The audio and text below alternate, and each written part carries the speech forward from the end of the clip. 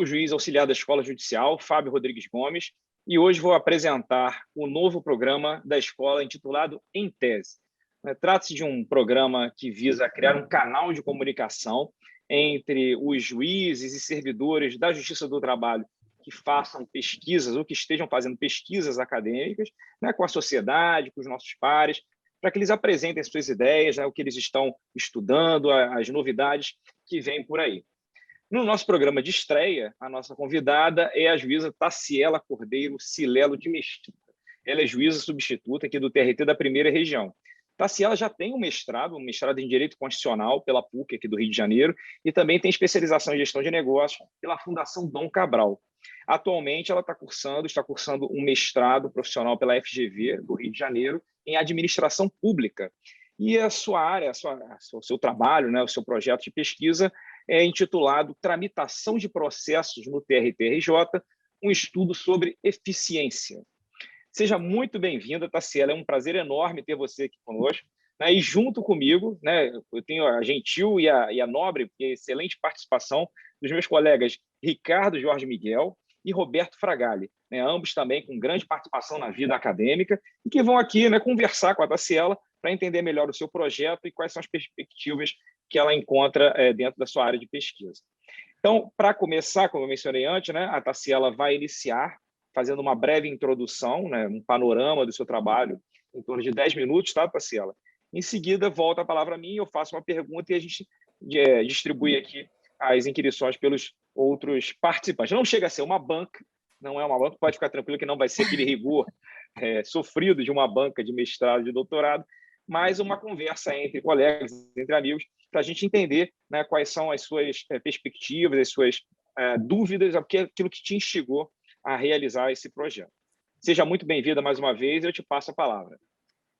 Fábio, muito obrigada. Primeiro, quero agradecer o convite da escola, é uma honra, principalmente o primeiro programa, a estreia do Em Tese, que é uma iniciativa incrível, como várias outras iniciativas que a escola está tendo, com a direção do desembargador Leonardo e com a sua atuação na escola. Então, eu agradeço a presença dos meus colegas Ricardo Miguel e Fragali, é uma honra tê-los aqui. Então, eu vou começar falando brevemente do meu projeto de pesquisa. Como mencionado pelo Fábio, o título do meu projeto já demonstra que o escopo da minha pesquisa é entender a tramitação de processos dentro do nosso tribunal. Por quê? Qual é a dor? O que me motivou a fazer esse estudo? A questão da razoável duração do processo, que foi alçada a direito fundamental pela Emenda Constitucional número 45, e que demonstra a preocupação não só do Constituinte, mas de toda a sociedade, com que os processos entreguem o bem da vida o mais rápido possível àqueles que tenham direito. E, principalmente, processos que versem sobre questões de natureza alimentar, como são os processos que tramitam na Justiça do Trabalho. Então, a preocupação com a efetividade é o que me motivou a realizar essa pesquisa. E qual o contexto da minha pesquisa? Já era um mundo VUCA, o denominado mundo VUCA, vulnerável, incerto, complexo, ambíguo, e de repente vem a pandemia do Covid, que por conta de todas as suas consequências, acabou gerando isolamento social e demandando o uso ainda mais forte dos meios eletrônicos de comunicação, da tecnologia, alavancando todo o processo que já vinha sendo desencadeado pela quarta revolução industrial. E todo esse momento histórico em que nós estamos demanda um novo modelo de gestão do Poder Judiciário.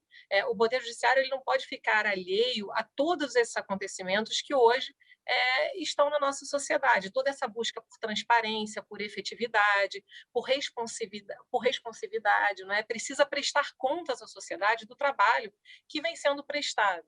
E há também uma questão que é a escassez de recursos.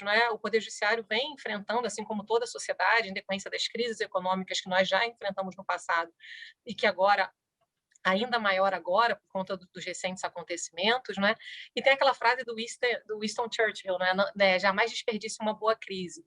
Então, eu acho que esses momentos de crise são momentos bastante férteis para que sejam criadas soluções, novas soluções, e aí entra a questão da inovação, que não é só embora o senso comum ache que inovação ela está sempre relacionada à transformação tecnológica, mas a inovação ela decorre simplesmente do uso de novas práticas, né? Que às vezes não tem, e que muitas vezes, na maioria das vezes, não tem nenhuma relação com ferramentas tecnológicas. Então, o CNJ já vem demonstrando a importância da metrificação, né? da análise da atividade desenvolvida pelos magistrados e pelos tribunais, desde a criação, né, do projeto Justiça em Números, né, onde o CNJ expõe a toda a sociedade, de forma bastante transparente, quais são os números da justiça, né, em todos os graus. Então, demonstra que já há essa preocupação com a produtividade, com a forma como o trabalho está sendo prestado.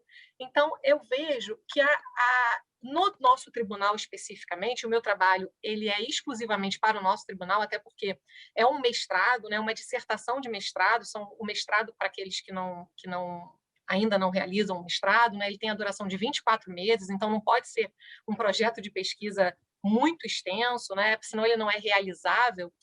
Ele visa estudar essa tramitação de processos no âmbito do nosso tribunal e especificamente nas varas da capital. E por que nas varas da capital? Porque eu quis diminuir ao máximo o número de variáveis para tentar entender como esses processos tramitam nas diferentes unidades do nosso tribunal aqui na capital e por que há tanta dissonância entre a tramitação de um processo em uma determinada vara e em outra vara no que diz ao tempo do processo, né? Então, e para isso eu precisaria de uma métrica. Eu não vou criar essa métrica, né? Isso demandaria um tempo muito grande. Nós já temos uma métrica, que é o IDV, né? O Índice de Desenvolvimento de Varas, que é utilizado exclusivamente no nosso tribunal, segundo informações que me foram prestadas pela Corregedoria. Então, eu vou partir desse Índice de Desenvolvimento de Varas, que é publicado mensalmente no site do nosso tribunal, para ver quais são as varas que têm um desvio padrão significativo, aquelas varas que estão no topo, né? Eu chego a citar no meu projeto as 5 primeiras varas, né? E as 5 últimas varas do tribunal, para tentar entender, através de um procedimento que é denominado mapeamento de processos, que aí entra análise de dados, que é outra disciplina, eu acho, assim, uma habilidade que eu acho que todos nós, profissionais do presente e do futuro, nós precisamos desenvolver, né, que é essa alfabetização em dados, precisamos aprender, entender a mexer com os dados, né, e através dessa ferramenta de mapeamento de processos, tentar entender como é que ocorre essa tramitação, desde a autuação de um processo até a sua baixa. Né? É evidente que eu vou contar com o apoio da tecnologia de informação, né, de profissionais específicos para fazer toda essa análise, esse mapeamento. Eu não tenho esse conhecimento. E o meu objetivo com isso é, com base nessas informações, criar uma agenda de procedimentos que possa ser reaplicada, né? E eu vejo que esse é uma dor minha, né? E principalmente agora, com a possibilidade de, em breve, assumir a titularidade de uma vara, eu vejo que que muitos colegas compartilham dessas dificuldades, né? Porque o juiz, ele é um gestor de fato, mas ele não é um gestor de direito, né? Os juízes, como regra, não têm nenhum conhecimento de gestão, não é exigido um conhecimento de gestão, né? Tanto para aprovação em concurso público, quanto para o desempenho de suas funções e até mesmo para assumir uma função de gestão dentro do quadro do tribunal. Então, é algo que eu acho que precisa ser revisto, né? Eu acho que hoje todos nós que estamos lidando com a coisa pública, né, com o orçamento público, precisamos ter conhecimentos básicos, ao menos, de gestão. Então, esse é um pouco assim do meu projeto, do que eu pretendo apresentar para a FGV-BAP e posteriormente apresentar para o tribunal, apresentar para a escola judicial. Fábio, a gente inclusive já conversou sobre isso, né? E quem sabe desenvolver isso em um aspecto mais amplo até.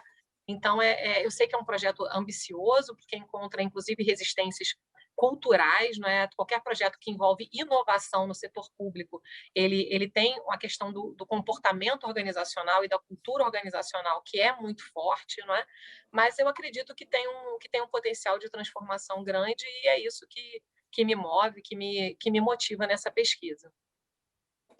Excelente. Esse caminho que você decidiu enveredar é muito interessante, porque, na verdade, é um caminho sem volta, né, Tarsila? Porque essa junção entre direito e tecnologia, né, sobretudo para uma gestão mais inteligente, né, mais eficiente, é algo que vai ser inexorável dentro da administração pública e judiciária, inclusive. Né?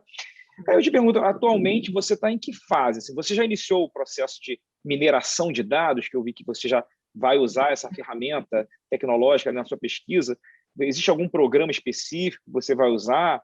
E mais uma Então, questão, assim, você vai direcionar isso para a fase de conhecimento apenas, ou você vai expandir isso também para a fase de execução do processo? muito boa essa pergunta, Fábio.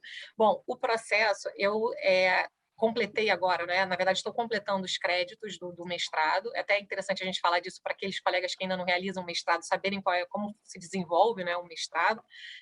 E então eu vou começar esse processo de mapeamento dos dados. Eu preciso, né, da autorização do tribunal, inclusive, obviamente, né, para ter acesso a esses dados do PJE, que já foram utilizados, inclusive, em outras pesquisas. Né? Em uma pesquisa da FGV, atualmente tem uma pesquisa sendo realizada também pela Universidade Federal do Rio Grande do Norte, com o professor Elias, que, inclusive, tem sido super solícito assim, comigo, e está desenvolvendo um trabalho também muito interessante, uma pesquisa da Escola Judicial sobre inteligência artificial. E então, respondendo a sua pergunta, eu vou entrar ainda nessa fase de mapeamento do processo. Como disse o meu orientador, Fábio, achei interessante, ele falou assim, na pesquisa do mestrado, a gente joga a seta e depois a gente vai com o alvo, né? Que o alvo ele já vai alcançar a seta, né? Eu achei interessante essa brincadeira que ele fez. Mas aí, respondendo a sua pergunta, se eu vou parar na fase de conhecimento ou vou estender a fase de execução, é uma questão que eu só vou poder analisar a partir do momento que eu tiver esses dados, né, esse adubo nas minhas mãos, né, para eu poder entender as dificuldades que vão envolver essa análise. Até porque, como todos nós sabemos, né, somos ainda juízes todos que atuam no primeiro grau, o processo de execução, muitas vezes, ele foge dos limites da atuação do magistrado, porque ele envolve, em uma síntese muito breve, que a empresa tenha condições de realizar aquele pagamento, né? Que tenha, e a gente sabe que, infelizmente, o grande calo, né, os nossos processos muitas vezes param no processo de execução e em algum, assim, isso eu precisaria de dados empíricos para responder, mas não só por uma questão de gestão do magistrado na vara, mas também por uma incapacidade financeira, uma incapacidade econômica daquele réu que está sendo executado. E a gente sabe que há pesquisas nesse sentido, inclusive, que os grandes empregadores do país são as pequenas e médias empresas, né? E sofreram muito agora com a pandemia. E eu acredito que, infelizmente, nós iremos nos deparar com muitos processos que, infelizmente, possivelmente não serão selecionados por conta dessa falta de capital para adimplir, né, as dívidas decorrentes.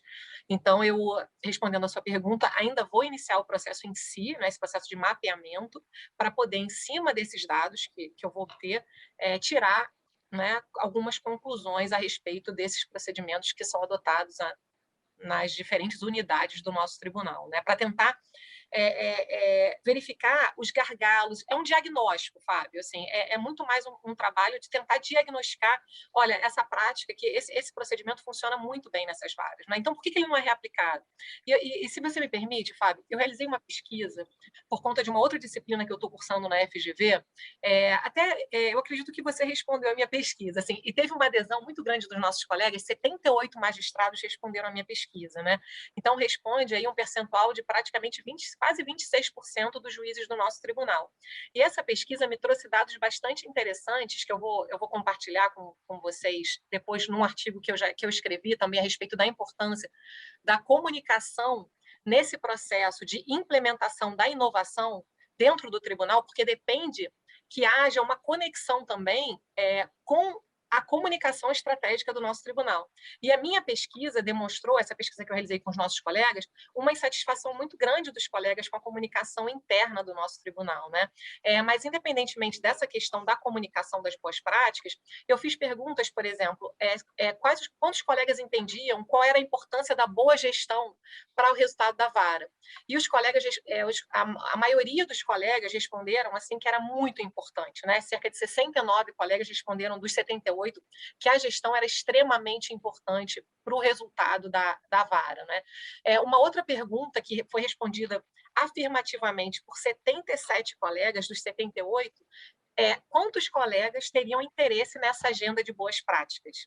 Então, foi um resultado que muito me surpreendeu, né, e me deixou feliz, porque é o objetivo da minha pesquisa, né, que há muito interesse, né, de que que os nossos colegas têm muito interesse em conhecer as boas práticas que estão sendo realizadas em outras unidades, em outras varas, né?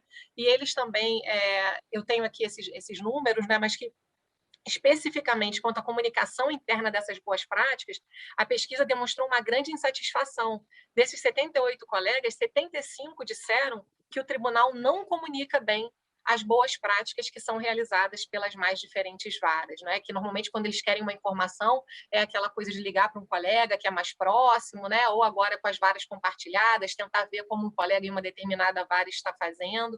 Então, essa pesquisa demonstrou para mim, né, em um sentido para mim, que eu estou no caminho certo, que as pessoas têm interesse em aprender, né, em aprender sobre gestão, em aprender quais são as práticas que funcionam, e é uma pesquisa empírica, né, é uma preocupação que eu tenho com a prática, né, como o processo se desenvolve na prática.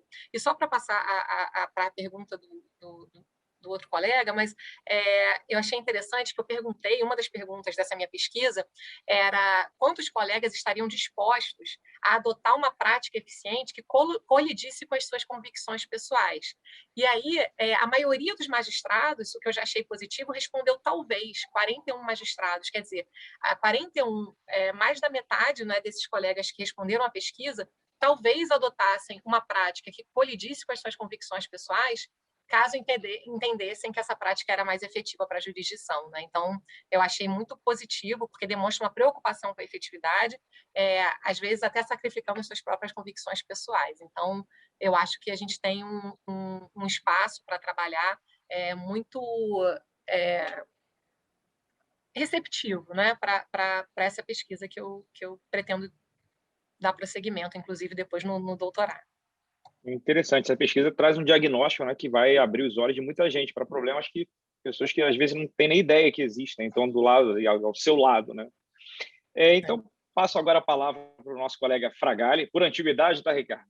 Os mais velhos primeiro. Fragale, é um prazer ter você aqui com a gente, né? Uma grande honra, né?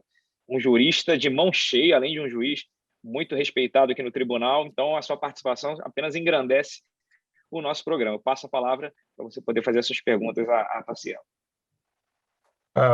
Obrigado, Fábio. Obrigado pela apresentação.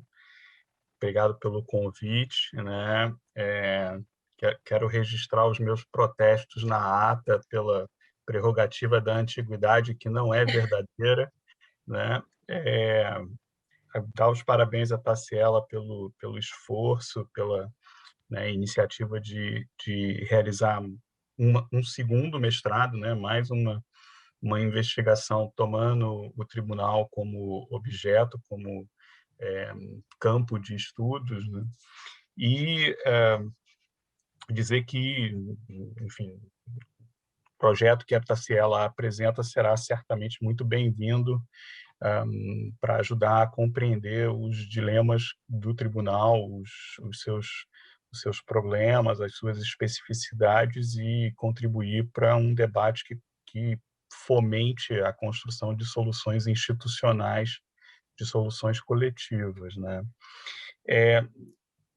Assim, todo projeto, né, é uma carta de intenção, né? É um pouco como os 41% que você descreve dos respondentes do seu questionário, Taciela, que quando dizem talvez adaptariam sua convicção pessoal, na verdade estão expressando só uma carta de intenção que não necessariamente corresponde à realidade que a gente encontra no tribunal. Na verdade, uma das coisas que a gente aprende muito quando faz história de vida, quando faz, né, reconstituição de trajetória, é que uma coisa é o que a pessoa diz, outra coisa é o que ela faz, né? A gente teve várias pesquisas no passado tentando entender comportamento judicial, em que você fazia survey, fazia questionários para os respondentes, né? E os respondentes diziam que privilegiavam justiça social, que faziam assim, assado, etc. Mas aquilo era um discurso que, quando você examinava na prática o que elas efetivamente realizavam, né, a prática não correspondia àquele discurso, àquela narrativa. O que você tinha, na verdade, era algo muito dissociado daquele discurso. E aí, olhando para o seu projeto como uma carta de intenções, né, eu queria, né, como a escola me deu a liberdade de fazer 2 perguntas, eu vou ter o direito de uma réplica para depois tomar uma tréplica, né? Eu queria primeiro fazer uma pergunta metodológica mesmo, né? Eu acho que o seu projeto, e sobretudo a narrativa que você fez aqui nos apresentando, descreve uma estratégia metodológica que talvez requeira um refinamento para a gente saber exatamente como você vai trabalhar. Por que eu digo isso, né? E você fala que não vai construir uma métrica, porque essa métrica já existe, e vai usar como métrica justamente o índice, né, de desenvolvimento das varas, que é um índice um índice genuinamente local, né? Só o TRT utiliza esse índice. A gente não usa o IGEST, né? A gente inventou o nosso índice. E esse índice, se você for olhar os componentes né, os elementos que o compõem, ele trata de acervo de vara, fala de processos, pendência de processos antigos sem solução, né, prazo médio, congestionamento, taxa de efetividade, taxa de conciliação, taxa de sentenças líquidas e taxa de efetividade na execução. Ou seja, são critérios muito objetivos e que a gente examina ou vai observar com os dados na mesa. Só que, ao mesmo tempo, você fala em verificação de uso de inteligência artificial, automação. Você fala em inteligência, né, como eu disse, inteligência artificial. Você fala, o próprio Fábio fez a indagação em mineração de processos. Eu queria entender, né, como é que você articula uma métrica tão objetiva como é a métrica do IDV com estratégias que não necessariamente aparecem por meio do IDV, né? Essas estratégias que você alude, tanto metodológicas como estratégias de ação mesmo no cotidiano forense, não vão aparecer no IDV e, enfim, são dificilmente perceptíveis pelas estratégias metodológicas que você montou para a sua investigação. Como é que você vai articular essas 2 dimensões? É muito boa pergunta, Figali. Também não podia esperar nada menos, né? Eu fiquei até com medo. Falei assim, deixa eu ver a pergunta do Fragalho, se eu vou saber responder, né? Mas eu acho que essa aí eu vou tentar responder. É o seguinte, Fragalho, muito boa. Eu gostei muito da colocação que você fez no início, quando você disse o seguinte, não é que a pessoa diz o que ela faz e, na prática, o que ela faz é uma coisa completamente diferente, uma completa dissonância cognitiva, né? E isso é absolutamente comum, né? Quem trabalha com pesquisa como você, né, assim, sabe disso, né? Então, o processo de mineração de processos, ele visa justamente afastar esses vieses, né?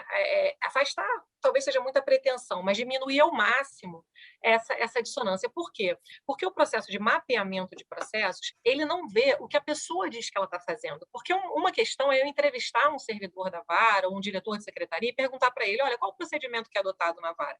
Ele vai me responder. Outra coisa é quais são os logs no sistema que esse processo realmente teve em todo o seu desenrolar, né? Então, é algo assim, eu não posso entrar muito nas especificidades do processo de mineração de processos, que, como eu disse, eu ainda não fui alfabetizada nessa parte de análise de dados, né? Eu vou contar com profissionais especialistas nessa área. Mas aí, respondendo a sua pergunta, Fragali, a sua segunda pergunta, né? Como é que eu vou relacionar isso com o IDV? Na verdade, o IDV, ele é parte da minha dissertação analisar o próprio IDV, tá? Analisar as métricas que ele está utilizando, esses parâmetros que ele está utilizando, até em contraponto com o IGEST, né, o IGESTão, para verificar se tem quais são as dissonâncias entre um e outro, e qual... Agora, a utilização do IDV na minha pesquisa, ela é, na verdade, para eu chegar até as varas que eu vou analisar. Então, eu separaria, assim, na verdade, são dois momentos. Né? O IDV ele vai me servir como um indicador. Né? Com base no IDV, quais são as varas aqui na capital que estão melhor posicionadas, né, com base naquelas métricas utilizadas pelo IDV, que foram essas que você colocou como métricas objetivas. Né? E a minha pesquisa nesse aspecto ela tem um aspecto bastante quantitativo. Tá?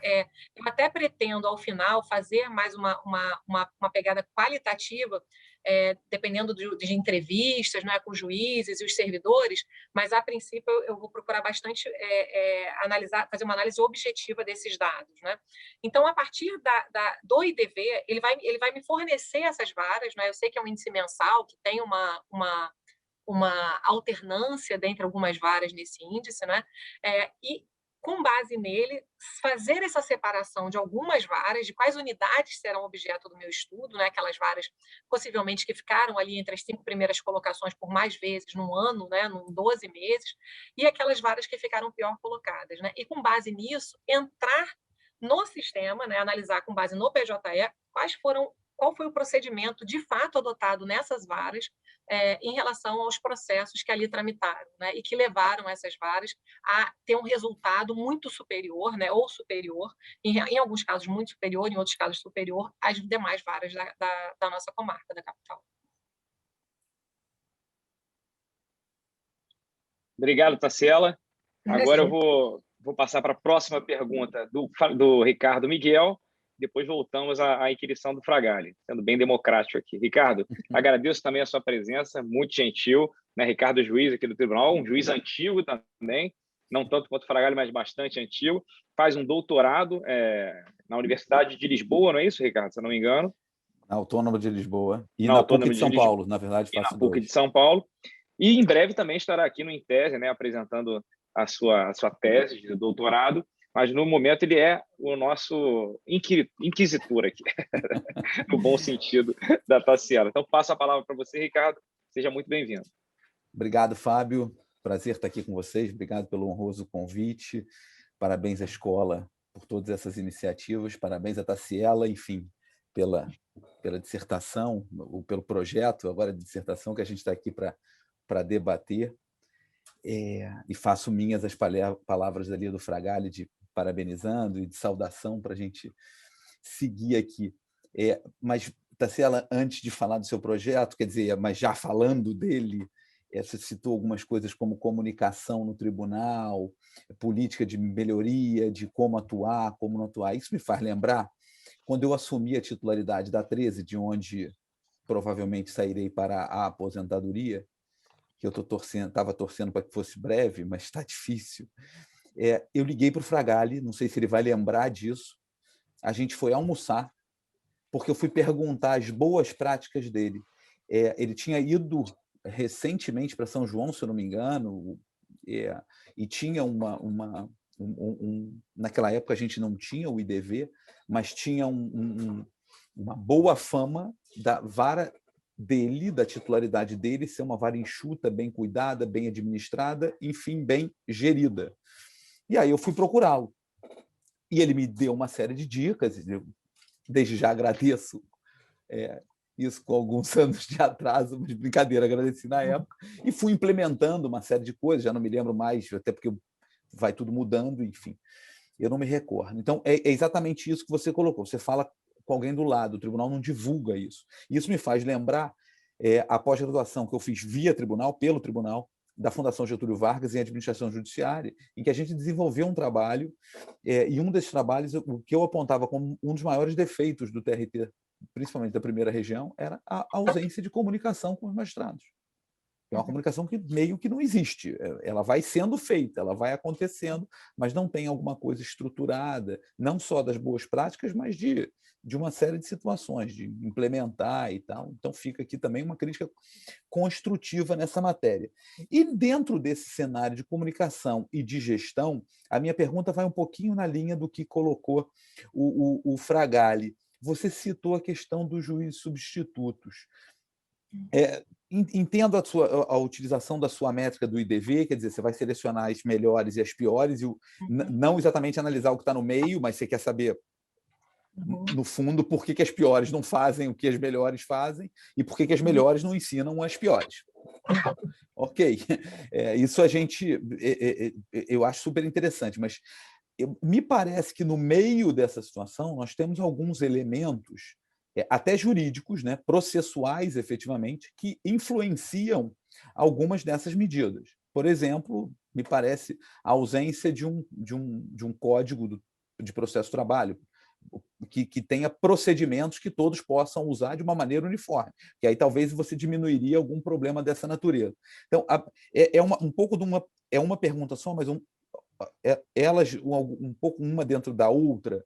Se você pretende fazer uma análise no seu projeto, desculpa, na sua dissertação, na sua pesquisa, também de aspectos judiciais ou procedimentais, né, jurídicos, que influenciam o tempo médio de duração do processo ou a própria atuação do magistrado, de um modo geral, e não a gestão pura de vara, e, junto com isso, a questão administrativa de ausência de servidor, falta de estímulo dos magistrados e servidores numa produção de trabalho, e talvez uma questão principal, que foi tocada com você, né? Da questão da gestão, o treinamento do substituto. Por isso que eu introduzi, me lembrando porque eu, quando fui titular, fui perguntar para o Fragale o procedimental, né? O que seria melhor, qual seria a boa prática, porque ninguém me ensinou isso. Então, a pergunta é, você pretende inserir no seu trabalho alternativas, quer dizer, sugestões de melhoria, claro, já que o recorte é TRT da primeira região, para o TRT da primeira região, para que efetivamente a gente implemente boas práticas? Seria mais ou menos essa pergunta com as sugestões já a reboque. Muito bom, Ricardo. Ricardo, tirando o fato de que o Fábio quer envelhecer todo mundo aqui, ainda bem que ele não falou de mim. Ele já falou que você é um juiz muito antigo, que o Fragalho é o mais antigo. Mas é verdade. Ele está... ainda bem que eu não sabia que era você e o Fragalho, senão eu acho que eu ia ficar com medo de aceitar o convite. Mas eu estou muito honrada, né, com a presença de vocês. E vou responder a sua pergunta. Ricardo, o que eu diria, né, em cima de tudo que você me colocou? É exatamente o que você passou, né, como todos os colegas passam, né? Essa dor que você falou, que ligou para o Fragale para perguntar, isso é totalmente comum, né? E muitas vezes os magistrados eles ficam realmente assim à mercê de bons diretores, né? Quem nunca ouviu uma frase: se você tiver um bom diretor, a sua vara está pronta, né? E aquele juiz como se ele não tivesse nenhuma responsabilidade ali em aprender sobre gestão. Muitas vezes ele aprende com o diretor da vara, que assim, para não ficar nenhum engano, não tem nenhum problema com isso, não, né? Eu acho que nós estamos todos aqui para aprender, para trocar, mas é importante que o juiz saiba qual o rumo que ele quer dar para aquela unidade que ele está assumindo, né? Quando ele assume a titularidade de uma vara. Então, é exatamente o que você falou, Ricardo. O meu objetivo é criar uma agenda de boas práticas, com base nesses dados, nessas informações que eu pretendo obter. Inclusive, embora ela seja estudada no âmbito do TRT da primeira região, ela tem uma pretensão aí de universalidade, sabe? Uma pretensão de poder ser aplicada assim, tirando características muito específicas, considerando que o nosso país é um país heterogêneo, né? Enfim, de dimensões continentais, mas que ela possa ser reaplicada em alguma medida, até mesmo em outros tribunais, né? Para se tentar entender como que esse processo, qual procedimento é mais adequado, ou seja, eu pegar a sua vara, que é excelente vara, tive o prazer de ser sua substituta em algumas oportunidades, inclusive agora recentemente, né? E assim, por que a sua vara funciona tão bem? Quais são os procedimentos que são adotados? E aí eu vou responder uma outra pergunta que você me fez, né? Você falou, Tacielo, você vai entrar na questão de ausência de servidor, de falta de estímulo, né? E aí tem um ponto que é ainda mais interessante, né? A gestão pública, ela é muito difícil, né? A gestão de pessoal na área pública, eu ouso dizer que ela é mais difícil do que na privada, porque você não pode dar incentivos financeiros, você não tem a questão da movibilidade de pessoal, né? Você não pode contratar, você não pode demitir, você tem a questão de orçamento. Então, o gestor público, ele precisa, na minha opinião, ter ainda mais competências, né? Mais skills, assim, tanto os hard skills quanto os soft skills, até mesmo do que um gestor privado, né? E justamente esse gestor público, ele não recebe, na minha opinião, o treinamento adequado. Então, e aí eu não vou entrar. Isso vai ficar de fora da minha pesquisa nesse momento, sabe, Ricardo? Eu não tenho como entrar nesse campo. Não dá, é o que assim, é limitado. Você sabe disso, você tem também Sim, o seu claro. mestrado, né? Eu não vou conseguir analisar esses aspectos da cultura organizacional, da questão da forma de contratação de servidores, dos estímulos que são dados, né? E até dessas variáveis, assim, a não ser que surja, salvo engano, isso não vai acontecer na pesquisa, uma discrepância muito grande. Por exemplo, a vara que tem um IDV muito alto, né, ela tem uma diferença com uma vara que está lá embaixo de mais da metade do número de servidores, né? Como eu vou estar trabalhando com as varas da capital, essas discrepâncias elas são pequenas, elas são diminutas, né? Então a minha preocupação realmente é com o aspecto da administração, né? Como o meu mestrado ele é focado em gestão e administração pública, é mais no procedimento que é adotado. E aí eu respondo à sua terceira pergunta. Eu não vou entrar no aspecto jurídico dessas questões, tá? Eu não vou esmiuçar, né? Assim, mas eu posso, de alguma forma indireta, atingir aspectos jurídicos. Eu vou dar um exemplo, por exemplo, agora, eu vou dar um exemplo, por exemplo, ficou ruim, né? Mas eu vou citar um exemplo agora da pandemia, mas que muitas varas começaram a adotar o procedimento do Código de Processo Civil, né? Para a intimação, para a citação do réu, para apresentar a defesa, e, se fosse o caso, só marcando uma audiência de instrução. Isso pode aparecer na minha pesquisa como uma prática eficiente ou como uma prática não eficiente, tá? Uhum. Isso pode aparecer, caso essas varas que vão estar envolvidas na minha pesquisa tenham, porventura, adotado esse tipo de procedimento. Agora, eu não vou fazer nenhuma análise crítica a respeito das implicações. Mas esse procedimento fere determinado princípio específico da justiça do trabalho, né?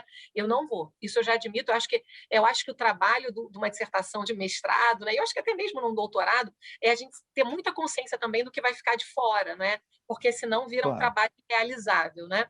Então, respondendo a sua pergunta, não pretendo entrar nesses aspectos jurídicos, nem nessas questões organizacionais, salvo se elas forem muito discrepantes, e destaco mais uma vez a importância da comunicação estratégica no nosso tribunal, sabe? E eu acho que isso é algo que a escola tem que caminhar juntamente com a comunicação, porque a gente tem a comunicação, tanto a comunicação interna, que é essa que faz parte da estratégia do tribunal, que é essa que comunica boas práticas, e a comunicação externa. E, na minha visão, como leiga, eu acho que nenhuma das duas está atendendo, né, o propósito como deveria.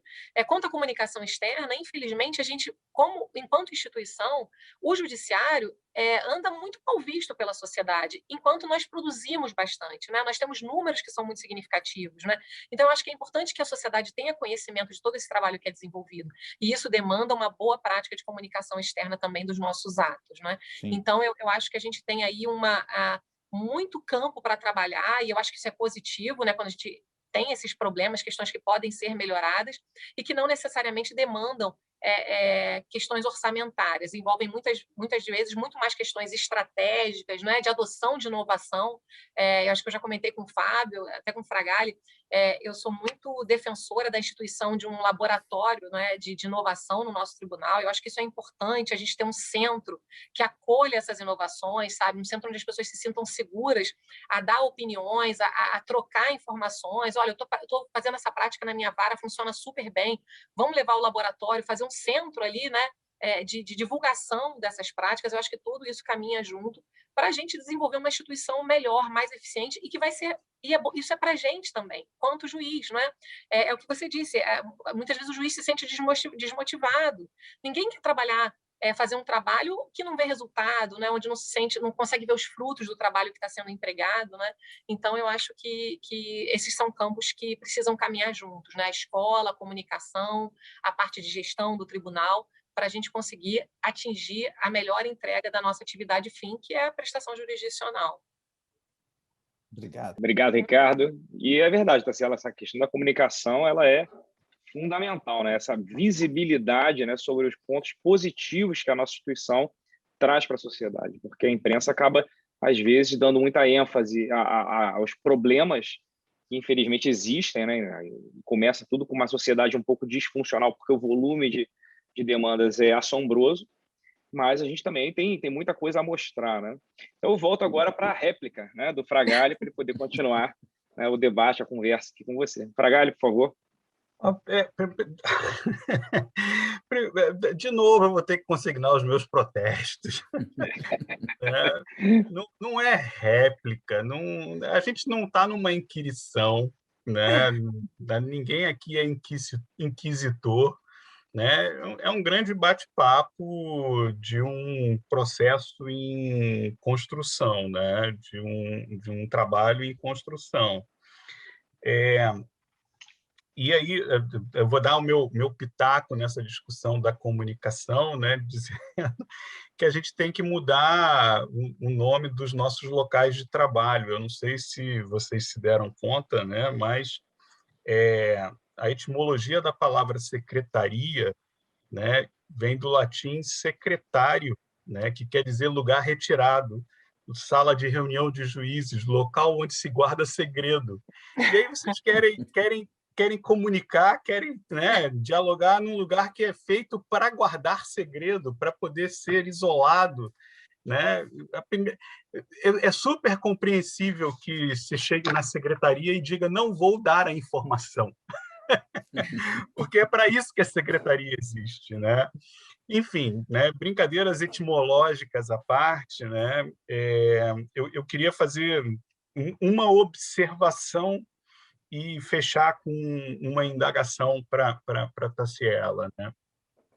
A observação, Taciela, eu queria compartilhar contigo que eu fiquei um pouco incomodado com a sua afirmação de que são poucos os estudos relacionados ao aprimoramento da gestão no âmbito do judiciário, né? Ou seja, como se estudos sobre gestão judiciária fossem escassos, fossem uma raridade. Na verdade, a gente tem aí pelo menos uma década de uma produção acadêmica sobre gestão judiciária bastante intensa. O nosso próprio tribunal, né, talvez, enfim, não sei se está na sua memória, mas o nosso próprio tribunal fez um curso de pós-graduação lato sensu, uma especialização em convênio com a Fundação Getúlio Vargas, num curso de administração judiciária que formou, salvo engano meu, 3 ou 4 turmas.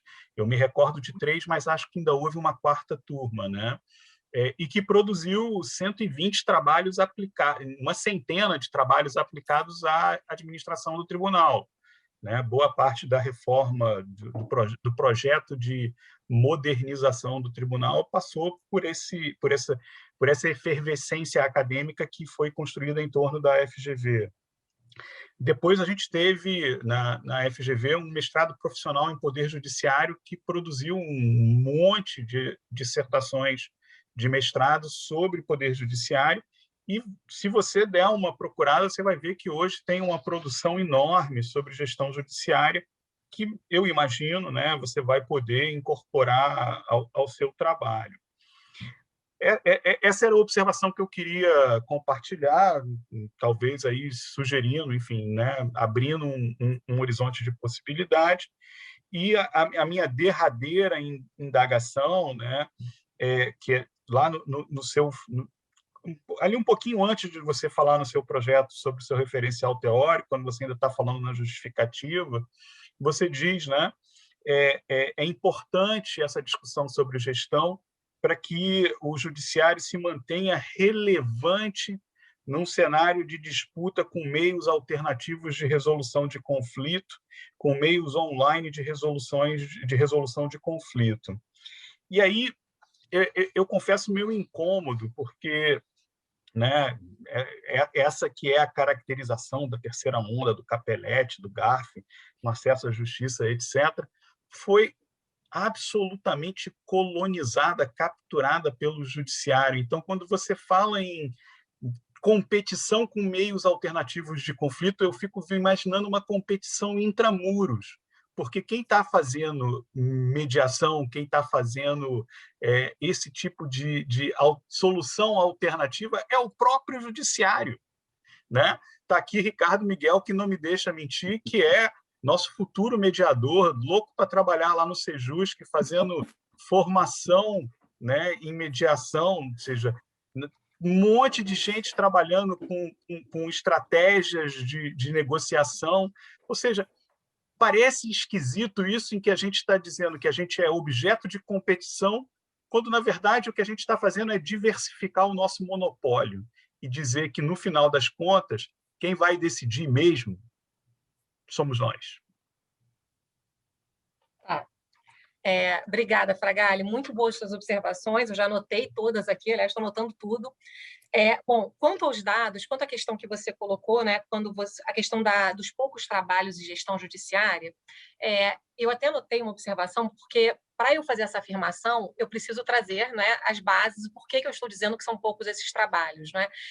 E são estudos que foram realizados, inclusive pela FGV, BAP, né, por pesquisadores da própria escola, no sentido de o judiciário, enquanto objeto de pesquisa na área de administração pública, ele foi pouco explorado em relação às outras instituições. Né? E aí vem que esse trabalho, é evidente que trabalhos, pesquisas localizadas, como você falou, né? Nós fizemos pesquisas, no tribunal nosso fez pesquisas, houve esse convênio com a FGV, que infelizmente eu não participei, eu estou no tribunal há 10 anos, eu não sei se tem mais tempo que isso, ou se eu não fui comunicada, né? Mas uma falta de comunicação. Olha só, eu quero dizer que eu não me lembro quando foi que isso aconteceu. 2006, mais ou menos. 2006, né? Então, assim... 2006, 2007. Você vê, a gente está falando aí de quase 15 anos, né?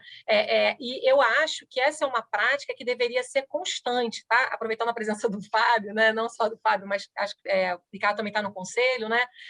Que a escola tenha constantemente esses convênios com universidades que lidam com gestão, né? Então, assim, eu só queria pontuar que essa informação veio de pesquisas na área da administração, no sentido de que o judiciário, enquanto objeto de análise, ele ainda está aquém em relação aos outros órgãos, né, executivo, mas isso é o que eu preciso demonstrar na minha pesquisa. Eu não posso simplesmente soltar esse tipo de informação, como você muito bem colocou, né? Que ela incomodou a você, como vai incomodar a outros, e eu posso até chegar à conclusão de que eu estou equivocada, após pesquisar mais. E quanto à questão do judiciário se manter relevante, né, esse é um tópico que me interessa muito, né, porque trata da questão da justiça digital, né, e a gente tem aí ela amplamente, né, aceita e enaltecida pelo próprio presidente do Supremo Tribunal Federal, né, o ministro Fux, colega do Fábio na UERJ, né, que defende, né, a implementação do juízo e diz que, inclusive, um dos principais motes da presidência dele, enquanto presidente do Supremo Tribunal Federal, vai ser a implementação do juízo digital.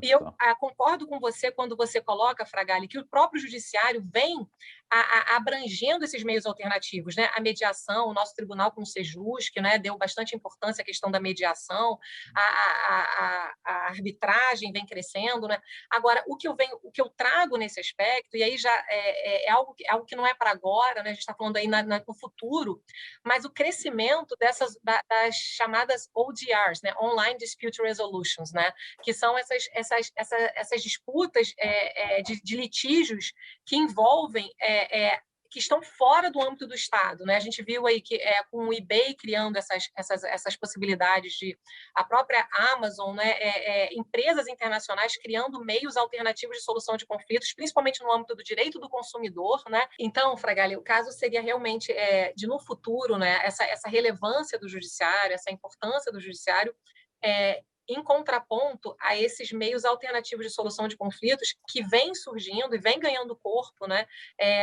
Fora da instituição do Poder Judiciário. Né? Eu falei das online dispute resolutions, das empresas privadas que vêm criando meios de solução de conflitos direto entre os seus consumidores, né? desses marketplaces. Né? Então, eu acho que a gente ainda está engatinhando nesse sentido. Né? Eu acho que, principalmente, a questão trabalhista, a gente ainda tem o monopólio da jurisdição do Estado, principalmente para aqueles denominados hipossuficientes. A gente vê aí o crescimento da arbitragem para aqueles profissionais que já fogem, né, da regra. Né, Então, eu vejo esse crescimento. Né? Eu concordo que não é algo que representa assim, um número muito significativo nesse momento, mas eu acho que o judiciário ele tem que estar atento a esse crescimento, né? E se manter é importante. Uma vez eu ouvi de um colega que ele falou assim, olha, o maior medo que eu tenho é que um processo meu caia na Justiça do Trabalho. E ele é juiz do trabalho. Então, ele diz, olha, se eu faço algum tipo de contrato, eu já coloco que eu quero uma arbitragem, eu quero escolher quem vai resolver o meu processo. Então, eu acho que a gente precisa rever também, né? Fazer essa meia-culpa, né? Olhar para as nossas mazelas e tentar melhorar para dar essa resposta para a sociedade, para que a gente para que a gente continue relevante, não só por um monopólio imposto estatal, mas porque somos produtivos, somos razoáveis e garantimos segurança jurídica também aos jurisdicionados. Obrigado, Tarsila. Imagina. Passo agora a palavra para o Ricardo. Por favor, Ricardo. Vamos lá. Não, eu gostei dessa troca de figurinhas aqui do Roberto com a Taciela, porque esse assunto passou a me interessar. E o Roberto vai lembrar disso também, obviamente, a questão da mediação, dos métodos, na verdade, ao invés de alternativos adequados de solução dos conflitos. Eu comecei a gostar disso quando, acho que foi o Roberto que trouxe o mote, aquele israelense, não foi, para falar sobre mediação? O cara é sensacional, o cara é sensacional. Foi uma palestra na escola, eu infelizmente não pude ouvir o finalzinho, e foi um negócio legal, porque eu acho que acho que por conta do próprio Leonardo Pacheco, na época tinha um fundo de direito esportivo na história. Então vieram alguns advogados para ele fazer ali uma mediação relacionada a isso. E eu tenho estudado um pouquinho de arbitragem e a influência dessa arbitragem ou mesmo mediação desportiva para ajudar na nossa seara trabalhista aqui, para a gente desenvolver mais um pouquinho. Eu, de fato, gosto do assunto. Não quero ser justo, tá, Fragalho? Eu quero aprender um pouco da mediação. Estou fazendo o curso completo, mas eu não quero que se juste. Me deixa lá na 13, quietinho, tranquilo, mas, assim, confesso que você melhora muito com isso. E aprendi exatamente essa questão do método mais adequado, ao invés do alternativo da solução do litígio. E aí me chama a atenção exatamente o que você botou, que são essas empresas, esses marketplaces, resolvendo, dentro da sua gestão, seus próprios litígios. No fundo, o judiciário é muito parecido com isso, né? Quer dizer, só que, claro, numa autonomia estatal, eles resolveram arbitrar quase tudo. Quer dizer, a arbitragem consumerista ela não é muito aceita mundo afora, mas, por exemplo, ela já começa a ser relativamente aceita, se eu não estiver enganado, na Espanha, por exemplo. Tudo começa a ser possível de arbitrar mesmo a defesa do consumidor. Então, é isso que tem acontecido. Tá? Você tem uma mudança de mercado grande e é possível que realmente na nossa seara trabalhista a gente chegue lá. É claro que o judiciário ele não deixa de existir. Eu acho que, em bom tempo, o judiciário percebeu isso, que foi a observação do Fragali, que é trazer isso para dentro dele e falar: opa, espera aí, eu também não posso perder aqui a minha sistemática. Mas, objetivamente, dentro desse cenário todo, assim, eu ia te perguntar se você pretende ouvir, né, na sua pesquisa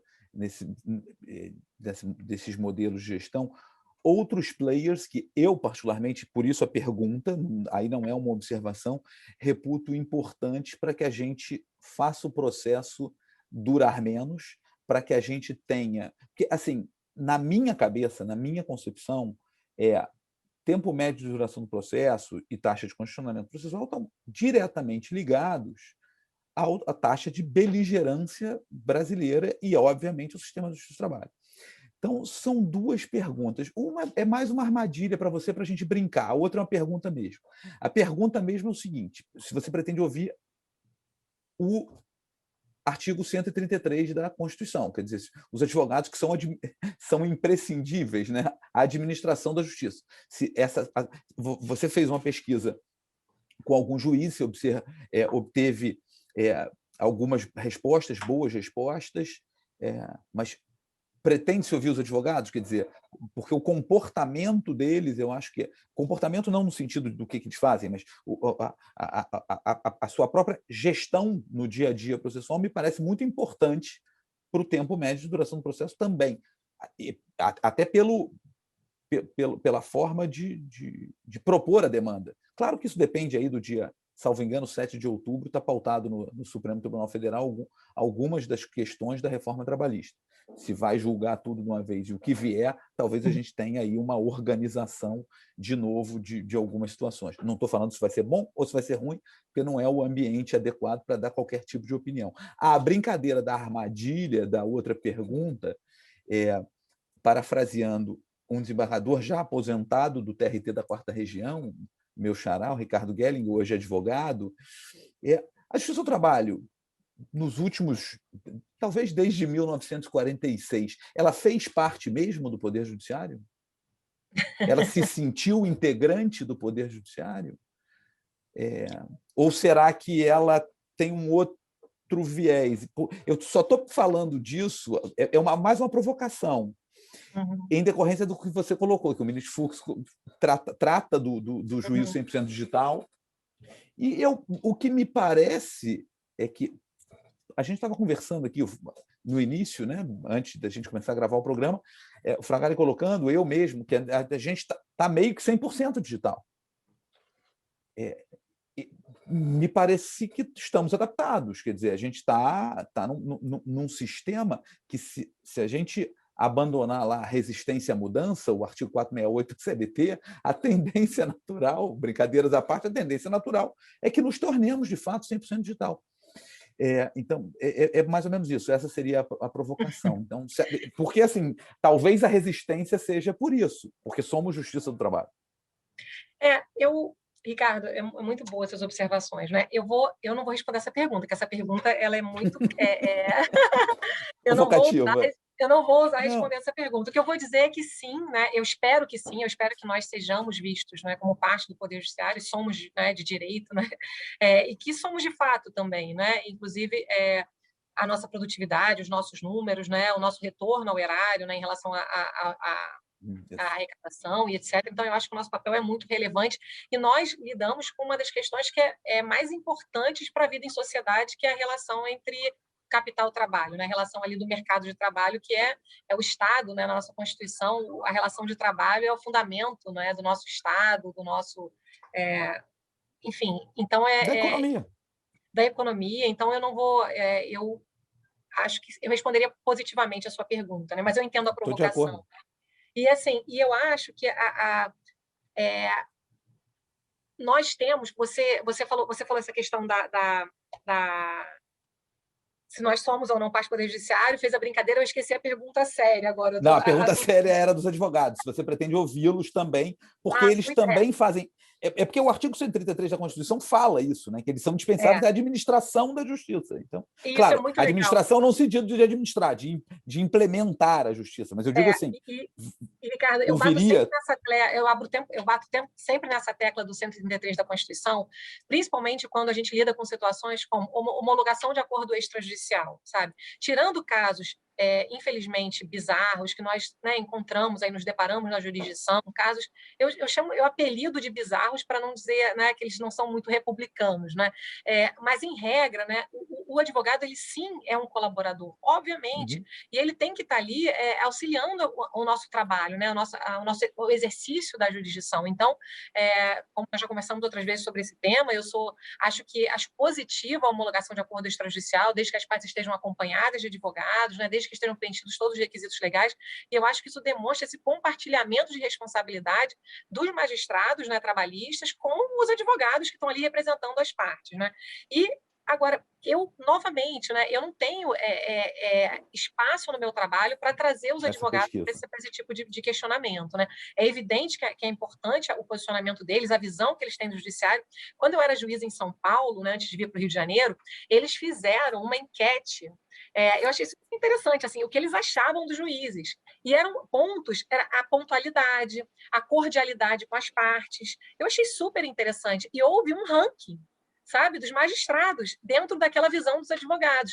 Ficava uma caixinha em cada vara e os advogados ali preenchiam, né, o que eles achavam como eles tinham sido tratados, se o juiz era cordial, se ele era pontual, se ele foi respeitoso com as partes, se a vara era uma vara que respondia rapidamente às demandas, né? Então, eu acho que a gente também tem, porque eles são nossos principais stakeholders, né, para usar um tema que a administração gosta muito, né? Um dos maiores players são os advogados. Então, eu acho que a gente precisa, sim, né, da presença, ouvi-los, né, entender também a perspectiva deles, mas isso também foge ao escopo da minha pesquisa, né? Mas eu concordo com você e eu acho que a OAB, fazendo um elogio, né, andou muito bem nesse aspecto colaborativo, quando criou agora essas salas para participação das audiências online, né? Eu, inclusive, pedi na vara que eu estou atuando que nós incluíssemos isso nas intimações, né? Os endereços desses locais, porque muitos dizem, mas a parte, a testemunha, ela não tem condições de fazer audiência da própria casa. Ok, eu entendo isso, de fato isso acontece. Então, direciona a testemunha, a parte, para essa sala da OAB, né, que a OAB vem disponibilizando alguns espaços. Então, eu acho que é importantíssima essa divisão de responsabilidade da advocacia, né, da OAB, com o Poder Judiciário. Então, eu acho que mas infelizmente também não cabe no escopo da minha pesquisa. Entendi. Obrigado. Obrigado, Ricardo. Obrigado, Taciela. De fato, né, o seu estudo é um estudo riquíssimo, né, que ele demanda inúmeras possibilidades, né? Na verdade, assim, falou-se muito de comunicação aqui, né? Eu acredito que a escola não só pode, como ela deve, né, servir como mais um canal de comunicação, tanto interna corporis, entre nós mesmos, como também com a sociedade, né? Tanto que o nosso programa ele vai ficar disponibilizado no canal do YouTube, né, para quem quiser assistir, né, entender melhor qual é a sua ideia, quais são as possibilidades ou as sugestões e propostas como você pretende trazer para a melhoria do nosso serviço, né, da atividade jurisdicional. Então, brincadeiras à parte, né, eu entendo que o nosso programa, em tese, ele tem essa dupla face, né? Ele serve como um bom bate-papo, uma conversa entre amigos, como mencionou o Fragale, mas ele também tem esse papel de ser uma prestação de contas com todos, né? Com a sociedade, com todos que estão aqui utilizando o nosso serviço público, né? E quem sabe até uma terceira motivação, uma terceira dimensão, né, de servir como um fator de motivação para os nossos colegas, servidores e juízes também darem seguimento, né, implementarem, correrem atrás das suas ideias, né, não se acanharem e decidirem colocar, externar as suas propostas, as suas sugestões, né? E como eu falei antes, o seu trabalho, Taciela, ele abre inúmeras possibilidades, né? Como bem destacado pelo Ricardo e pelo Fragale. Então, esse recorte temático, né, bem explicado, você deixar isso muito claro no seu trabalho é importantíssimo para temperar as expectativas, né? Ninguém ir lá buscar mais do que você pretende entregar e saber exatamente o que ali você está tentando consolidar ou explorar, né? Então, eu desejo a você uma boa sorte, né? Agradeço mais uma vez a gentil e a brilhante participação dos meus colegas Ricardo Miguel e Roberto Fragale, né? E espero que nós nos encontremos em breve também, Taciela, no programa Leituras Teóricas. A gente deu uma renovada e ali a gente apresenta as publicações dos nossos colegas juízes e servidores, né, em torno de temas variados, não só jurídicos, mas bastante interdisciplinares também. E quem sabe quando você terminar e publicar, né, você for lá, vai lá e apresenta o resultado final na forma de um bom livro para a gente indicar para todos que nos assistem. Então, agradeço mais uma vez a participação. Passo a palavra para você fazer as suas considerações finais e depois a gente encerra. Fábio, primeiro, só posso agradecer, é um prazer todos os convites da escola, eu tenho muita admiração pela escola, então é uma honra participar. Adorei o bate-papo, adorei contar do meu projeto, das minhas ideias para vocês, né? Colegas que eu admiro, não só como juízes, mas principalmente como acadêmicos, né? Então, eu agradeço muitíssimo, agradeço a presença de vocês, fiz todas as anotações, pretendo melhorar esse projeto com as dicas, as ponderações feitas, então as inquietações que gerou, né, as colocações feitas pelo Fragale, pelo Ricardo, como você bem colocou, Fábio, temperar essas expectativas, né, e pretendo trabalhar e depois, se Deus quiser, né, publicar e trazer para a gente conversar novamente e aprender cada vez mais com vocês. Muitíssimo obrigada, um prazer enorme. Obrigado, então, a todos e até o próximo nosso Em Tese.